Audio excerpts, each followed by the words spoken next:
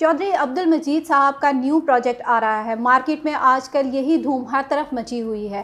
Project की location क्या होगी, इसके प्राइसेस क्या होंगी, इसकी बुकिंग कब स्टार्ट होगी, ये सारी इन्फॉर्मेशन आज हम आपके साथ इस वीडियो में शेयर करेंगे। हमारे साथ रहिए।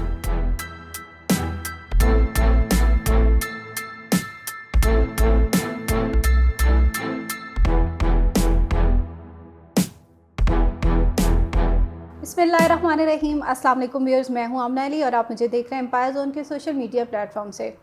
व्यूअर्स, चौधरी अब्दुल मजीद साहब का जो नया प्रोजेक्ट आ रहा है, इसके हवाले से ऑलरेडी हम 2 वीडियोस बना चुके हैं।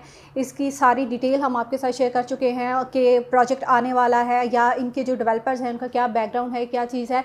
तो इस हवाले से फिर हमारे पास बहुत ज़्यादा ये क्यूरीज़ आ रही थी कि प्रोजेक्ट जो है वो कब लॉन्च होने वाला है, इसकी बुकिंग्स कब स्टार्ट होंगी, प्राइस क्या होगी, लोकेशन क्या होगी, इस हवाले से ये सारी चीज़ें। लेकिन हम बार बार आपको यही बताते रहे, चूँकि अभी तक उनकी तरफ से कोई फ़ाइनल वर्डिंग नहीं आई थी, चीज़ें रिवील नहीं हुई थी, तो हमने आपको उसके बारे में कोई इन्फॉर्मेशन भी नहीं दी, क्योंकि जब तक हम तक कोई ऑथेंटिक चीज़ नहीं आएगी हम आगे आप तक कन्वे नहीं कर सकते। अभी कुछ इन्फॉर्मेशन, कुछ अपडेट्स हमारे पास आई थी जो कि हमने कोशिश की कि हम आपके साथ शेयर करें उन चीज़ों को। उससे पहले मैं बात करूं अगर किसी भी प्रोजेक्ट के हवाले से, तो उसमें 2 चीज़ें जो होती हैं वो बहुत इंपॉर्टेंट होती हैं। एक तो वो प्रोजेक्ट की लोकेशन क्या है, दूसरा उसके पीछे जो डेवलपर्स हैं, काम करने वाले हैं, उनका बैकग्राउंड क्या है।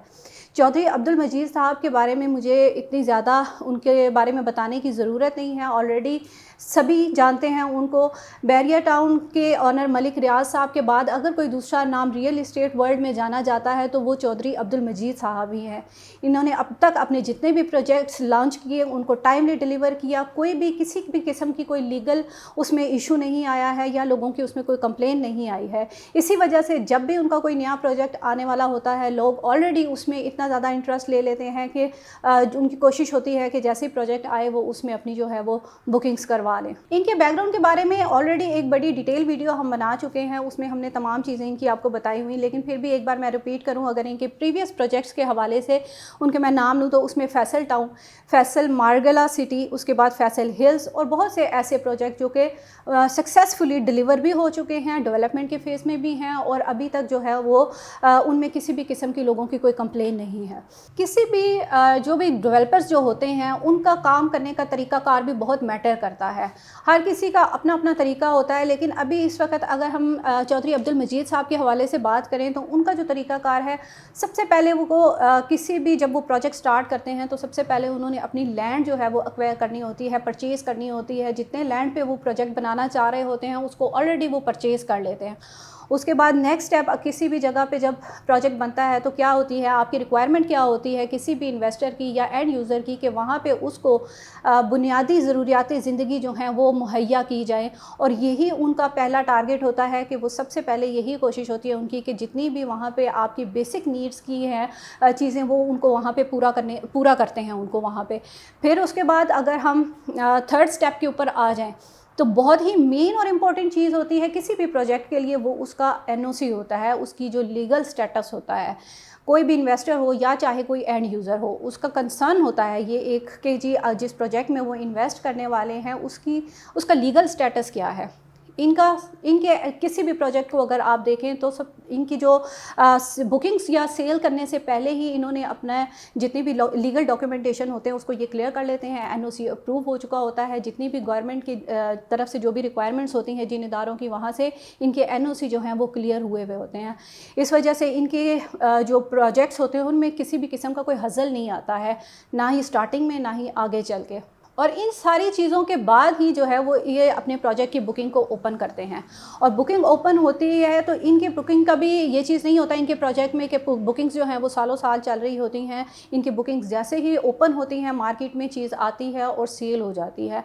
और फिर लोग जो हैं वो ऑलरेडी जो लोग उसमें प्री बुकिंग में रिजर्वेशन में अपनी चीज़ें करवा लेते हैं वो फ़ायदे में रहते हैं। और इस चीज़ की बेसिक वजह ये भी है कि इन्होंने जितनी लैंड इनके पास होती है, जितने प्लॉट्स होते हैं उतनी ही ये सेल करते हैं इनकी ओवर सेलिंग नहीं होती है, या किसी भी किस्म के ऐसे इश्यूज़ जो अमूमन किसी भी ऐसी जगह पे आपको देखने को मिलते हैं, या किसी भी दूसरी प्रोजेक्ट में आप देखते हैं इस तरह की चीज़ें, कोई भी इस तरह की चीज़ आपको इनके प्रोजेक्ट में नहीं मिलती है। और उसकी वजह यही है कि जो चीज़ होती है वही ये सेल करते हैं, वही ये डिलीवर करते हैं।